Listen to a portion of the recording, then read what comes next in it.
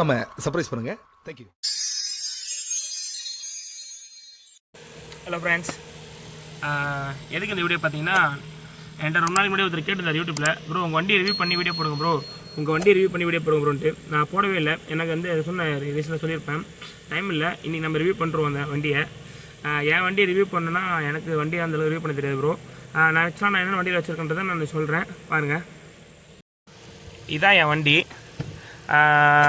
நிறைய பேர் சொன்னாங்க அந்த ஸ்டேரிங் கவர் வச்சுருக்காரு தம்பி, கை சுற்றுது அப்படின்னு சொல்லிட்டு. நான் மோஸ்ட்லி ஸ்டேரிங் கவர் யூஸ் பண்ணல, இந்த ஹேண்டில் யூஸ் பண்ணுறேன். அதனால் அந்த ஸ்டேரிங் கவர் வச்சுருக்கேன். அது ஒரு ஆசை.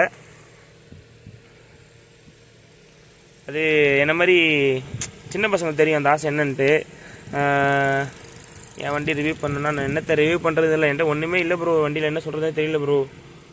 இதான் ப்ரோ என் பெட்ரூமு, இதுதான் என் ஃபேனு, அதாவது என்னுடைய ஏசி இது தான். வண்டி அவுட்ஃபிட் காமிச்சிருமா? சாரி, நம்ம ஆள் ட்ரெஸ் பண்ணிடுற மாதிரி அவுட்ஃபிட் காமிக்கிறோம் சொல்கிறேன். வண்டி வெளியே காமிச்சிடுறேங்க. துடைக்கணும் ப்ரோ, துடைக்காமலே இருக்கிற வண்டியை.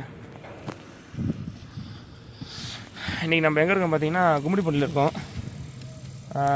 சாப்பாடு வீட்டிலேருந்து கட்டி எடுத்து வந்துருக்கேன். கொச்சின்லேருந்து கும்மிடிப்பூண்டி வந்தேன்.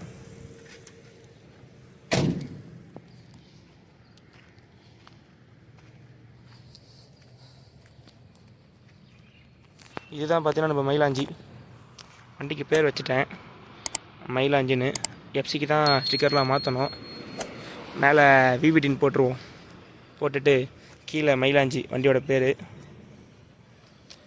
வேறு என்ன ப்ரோ இருக்குது இதில் காமிக்கிறதுக்கு? ஒன்றும் இல்லை ப்ரோ. வேறு எதாவது காமிக்கணும் தெளிவானா சொல்லுங்கள், கண்டிப்பாக காமிக்கிறேன்.